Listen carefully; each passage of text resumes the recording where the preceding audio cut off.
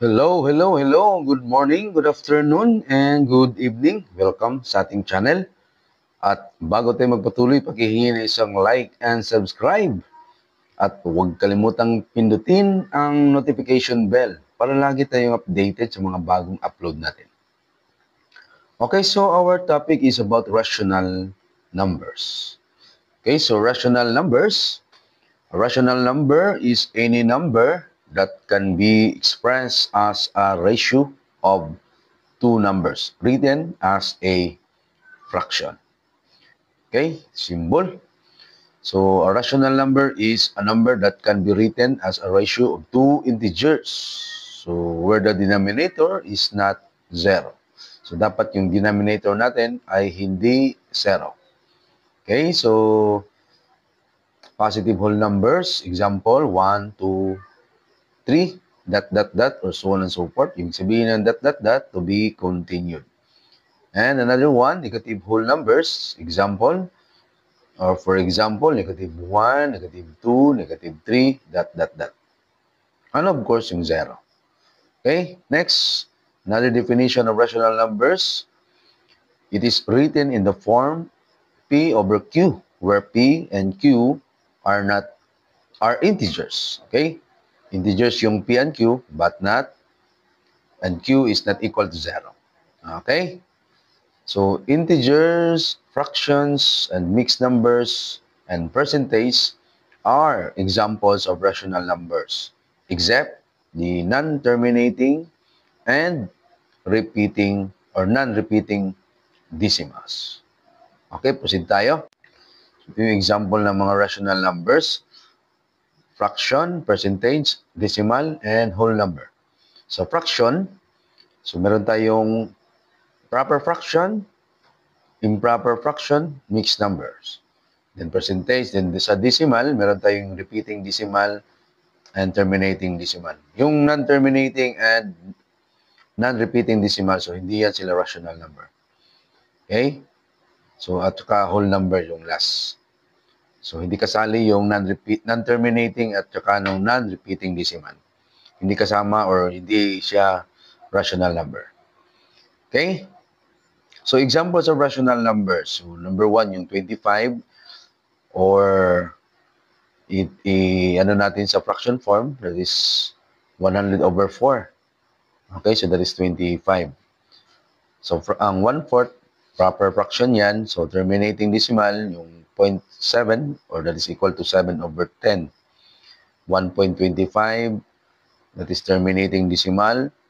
Number 5, 3 and 4 pip, or i-change natin into fraction, that is 19 over 5, mixed number. Number 6, yung 20%, of course, percentage, kasama yan sa rational number. Or sa decimal, that is 0.20. In fraction, that is equal to 1/5. Yung number 7, 10 over 7, so this is improper fraction. Okay, number 8, 5% or percentage. So, move natin gawin natin decimal yan, that is 0.05. Kung gawin natin fraction, that is equal to 1 over 20. Yung number 9, 6.8. So, percentage, kung decimal, 0.068. So, kung fraction, 17 over 250. So, lahat yan, mga example ng rational number. Number 10, 14.2. So, that is percentage. Kung gawin natin decimal yan, that is 0.142. Kung gawin natin fraction yan, that is 71 over 500. Okay, example number 11. So, that is 0 over 1. So, whole number yan. So, that is also an example of rational number. Number 12, 0.3. So, mayroong venculum sa taas. Ibig sabihin yan, 0.33333. Repeating decimal yan. So, yung 0.3, yung venculum sa taas, that is equal to 1 over 3. Okay, so rational number pa rin yan. Numbers 13, 7.63, 63, 63, 63, 63. Okay, repeating decimal pa rin yan. Kung i-fraction natin, that is 84 over 11. Yung number 14 at saka number 15, so hindi na yan sila rational number. Yung non-repeating or non-terminating and non-repeating decimal. At saka yung number 15, yung pi, yung value ng pi, that is, ang pi is 3.14159265 dot. Ibig sabihin yan, may kasunod pa.